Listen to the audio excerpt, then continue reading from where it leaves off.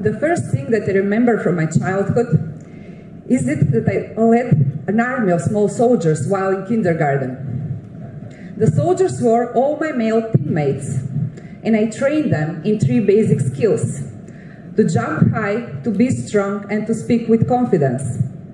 Yet, as hard as I try, I cannot remember how this actually started. And how did it happen, my male fellows, to see their leader not in one of them, but in me? At the beginning, I felt uncomfortable, as I don't belong there, and as I have stolen that position from someone else. But anyway, I continued to show up day after day and to play my role. By the end of our kindergarten days, I felt like a real leader, leading a small tribe ready for the next chapter in their lives.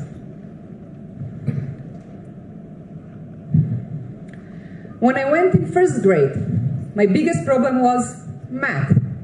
Luckily, my father came to rescue by teaching me logic. He said, if you learn how logic works, you will never have problem with math.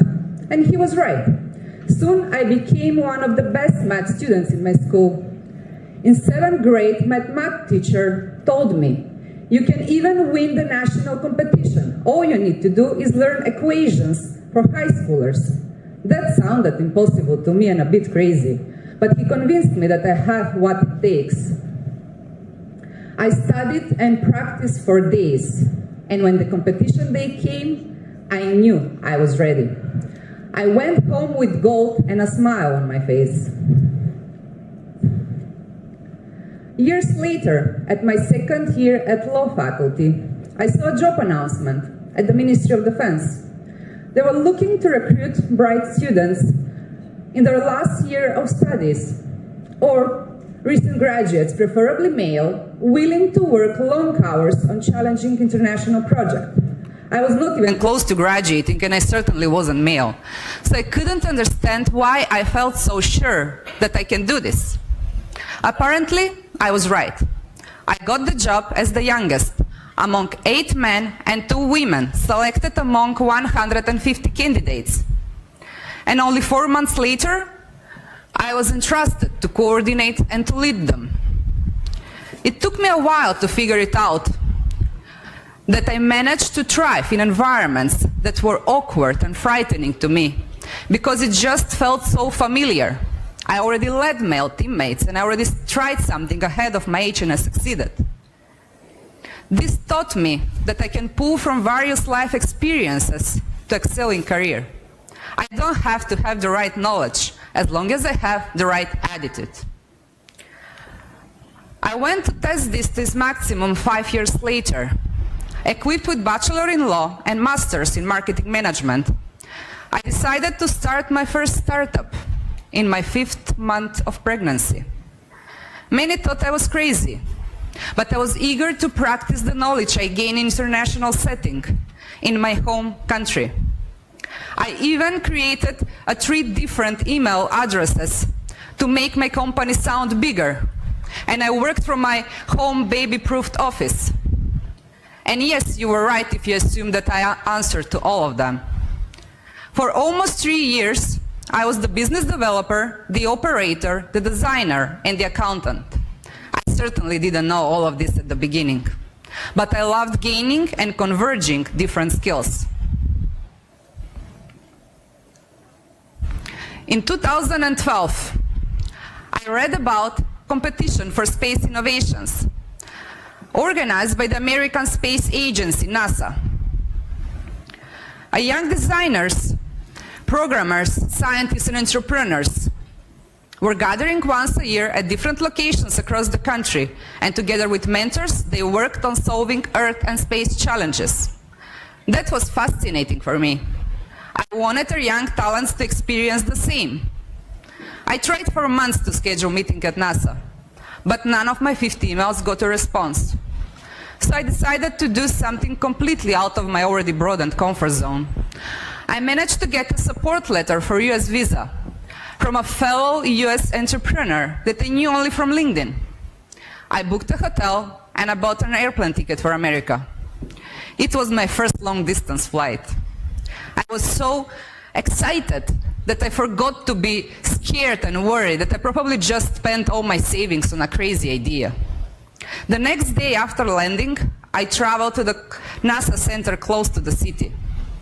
The man at the reception desk gave me a huge book with extension numbers by telling me that I first need to call the person that I want to meet.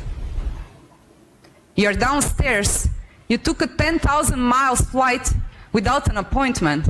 That's really something. Wait, I'll come to get you, she said. We ended up talking for over 2 hours. She apologized for not replying my emails and promised to get me in touch with the right people for the competition. Before leaving, I asked her, "Why did you come downstairs to meet me after avoiding my emails?" She said, "You found your way how to get to what you wanted. No one has done anything similar." Since then, my team went to organize NASA Space Up Challenge for 5 years in Macedonia. We even produced the highest number of projects per year, per country, 1 year.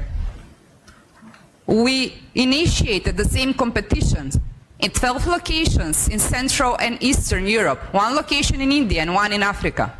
We also became the head organizer of the event in Silicon Valley in US. And last year, Macedonian Team Swift was invited to the NASA Kennedy Space Center in Florida for meetings with NASA officials and SpaceX rocket launch.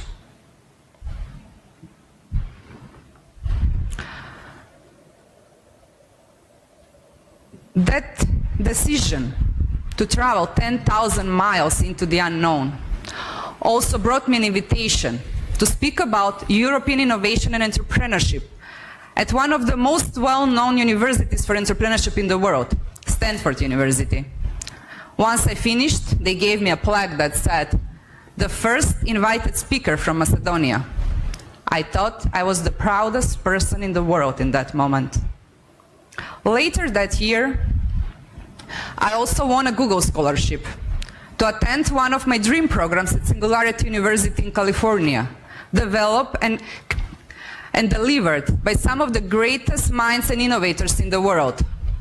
And I got a chance to work and live for 3 months inside NASA Ames Research Center, along with 80 entrepreneurs from all over the world. I met Simara there, a young material scientist who soon became my co-founder, and we worked together on creating a new multi-layered model of a spacesuit with liquid cooling pressurization, able to fit any body type, that will lower the production cost for 10 times and the production time for 4 times. And by the end of our program, we managed to define all the specification for our spacesuit that we named Space Aurora, and we submitted the US patent. The fun fact is that the top 3rd layer of our spacesuit is in the colors of Macedonian flag. And it's inside the patent, this as well. No, I don't have the green technology or business, or in writing patents for that matter. I'm self-taught. I'm sure that none of this would have happened if I didn't heard that single sentence, "You found your way how to get to what you wanted." It made me see myself differently. It showed me that I can do extraordinary things even from here, from Macedonia. It also led me to many out-of-comfort zone choices later in my life and career, including the start of the NewMan's Business Accelerator. But it took me 10 years from my first job to hear it. I couldn't help but wonder what I could have achieved if someone encouraged me to see myself like that from the beginning.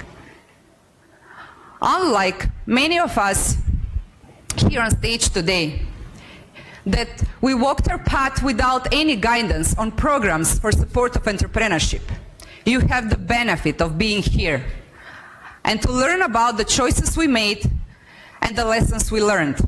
And it's not only us. There are many other young entrepreneurs out there who are doing the same right now, and I'll mention only some. Young team of scientists led by Dr. Goran Kungulovski from the startup company Bioengineering, who won his PhD in Germany, partnered with Dr. Jean Mitrev Clinic, and now they're working on DNA sequencing and personalized medicine here in Skopje. A young team of graduates from the faculty for electrical engineering and information technology, most of which took their internships in Western Europe, started a spin-off company at their university for autonomous drones navigation for 3D mapping and multispectral imaging. And our team SWIFT, that won the NASA Space Up Challenge in Macedonia in 2017 while still in high school, and traveled to Florida with the support of the US Embassy, are now finishing first year at Finki at Mechanical Faculty.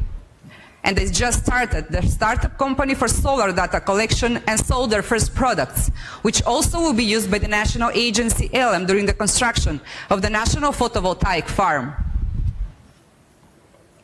The fact that you are here today means that someone saw something in you as well. Now it's time for you to see the same. I encourage you to envision yourself in challenging careers and roles starting today, and to carve your own unique path to reach there faster. And let's meet here today in a couple of years again to hear your success story. Thank you.